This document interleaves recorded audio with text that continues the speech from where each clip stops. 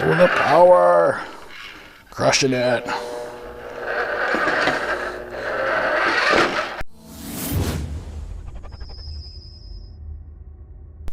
Hello, welcome. Thanks for watching the video. Today I am unboxing Costco's gigantic rock crawler RC. Stay tuned.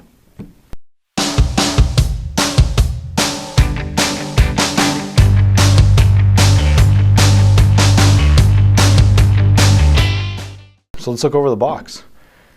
Powerful 4-wheel drive, 9.6 volt rechargeable battery, 2 AAA batteries. All batteries are included, ready to run. Extreme high torque RC vehicle, 2.4 gigahertz radio, aggressive crawling tires, they look rubber, 150 foot range, video camera mount. Let's cut the tape.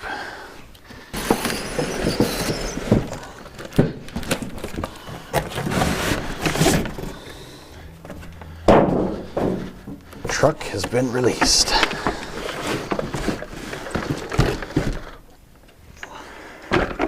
Not a lot in the box. Here we have our small 2.4 gigahertz radio. Interesting feel. I've got probably a little bit bigger hands than the average, but feels quite nice in my hand. Steering wheel has a nice spring return to center. Throttle feels a little bit cheap. I'm okay with it. Let's keep going here. Next thing we've got charger, very simple charger with a Tamiya style tip. We've got our 2 AAA batteries for the radio, and we've got one monster battery. There's actually 8 batteries in this pack. So your more typical configuration would be to have 6 batteries, but all laying lengthwise rather than on top of each other like this. Charge the battery. Fairly basic things here. I guess the battery goes in the very bottom of the RC. We've got lots of French in here as well because this is a Canadian product. Well, let's start looking at the truck itself. This thing is massive. This is the largest RC that I have seen in a while. This is similar in size to, well, wheels anyways, to maybe like a Traxxas X-Max. It's a very, very large RC. Let's look at the suspension a little bit. So I've got 2 springs in the front. It looks like just 2 arms.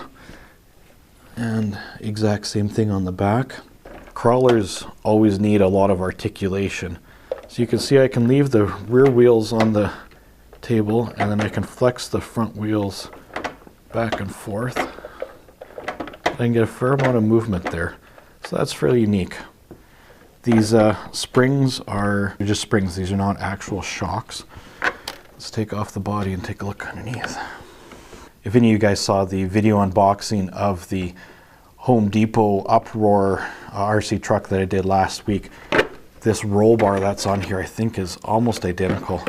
In fact, that body may be almost identical. I still have that truck. You can see it right there. With the body off, we get to see a little more of what's going on here.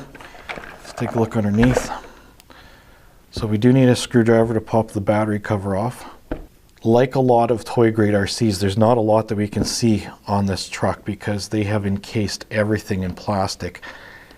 But one thing I can tell you, actually a couple things I can tell you, the front and rear of this truck is almost identical.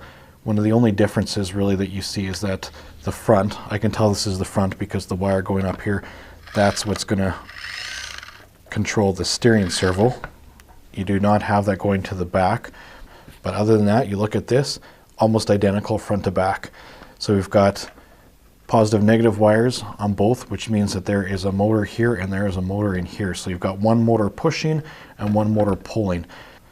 The tires, these are not very sticky tires. They are actual rubber and there's a lot of air in them. So there's a lot of cushioning, extra suspension in the tires, which will help going over bumps and stuff like that. When you're going over something sharp, you want that tire to deform and just kind of wrap around the object so you can pull you up. Compound would definitely be nicer if it was a little bit stickier than what it is. Playing around with the suspension a little bit more here, and man, there's actually a lot more suspension travel here than I originally thought.